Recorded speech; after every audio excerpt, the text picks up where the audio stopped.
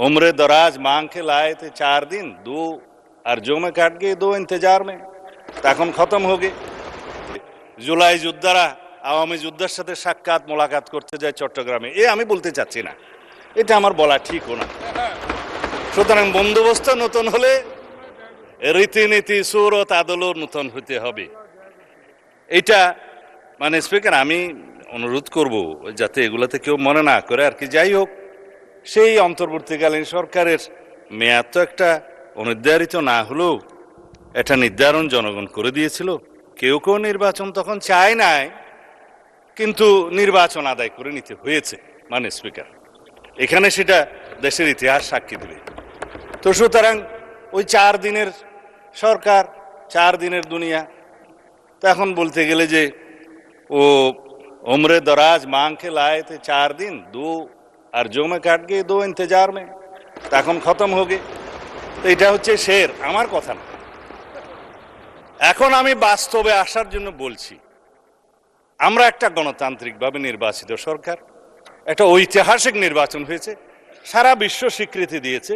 যারা election observers এসেছিলেন EU সহ সমস্ত দুনিয়া থেকে, তারা সবাই বলেছে বাংলাদেশে একটা সুষ্ঠু শান্তিপূর্ণ নির্বাচন হয়েছে।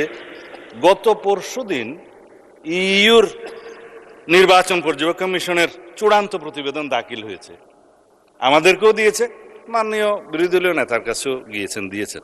তো তারা বলেছেন নির্বাচন বিশ্বাসযোগ্য, কোনো ইঞ্জিনিয়ারিং দেখা যায়নি।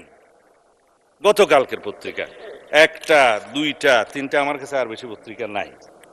কিন্তু মাননীয় বিরোধী দলীয় নেতা এক জায়গায় শেকায়েত করেছেন যে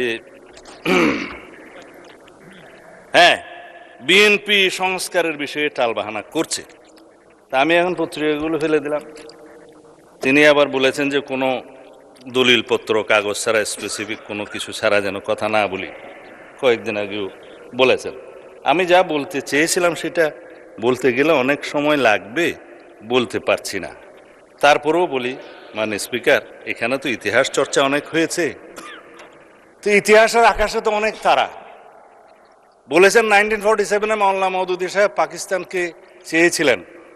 এইটা মাননীয় স্পিকার, আজকে এত বছর পরে, কত বছর হলো তো জানি না, এখন 47 থেকে 2000, তারপরে 25, বোধহয় 75 বছরের বেশি হয়ে গেল, 78 হয়ে গেছে। আজকে এই নতুন ইতিহাসটা আবিষ্কার করার জন্য আমি ধন্যবাদ জানাচ্ছি। এখন 1971 সালকে ভালো লাগে না সেটা আমরা বলতে চাই না, কেন ভালো লাগে না সেটা আমরা জানি। কিন্তু 72-এর সংবিধান, 71-এর ইতিহাস, সবকিছুকে এখন স্বীকৃতি দিতে হচ্ছে।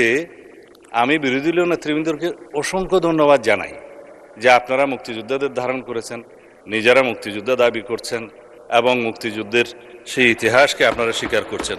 সেজন্য দালিলিকভাবে কথা বলি, জাতীয় মুক্তিযোদ্ধা কাউন্সিল বিল গত কয়েকদিন আগে পাশ হয়েছে।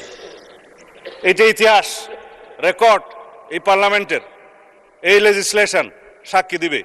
আমাদের সকল বিরোধী দলীয় নেতৃবৃন্দ বসা ছিলেন, নার পক্ষেও ভোট দেয় নাই, হার পক্ষেও ভোট দেয় নাই। এনসিপির বন্ধুরা হার পক্ষে ভোট দিয়েছে, সত্য কিনা বলতে পারে।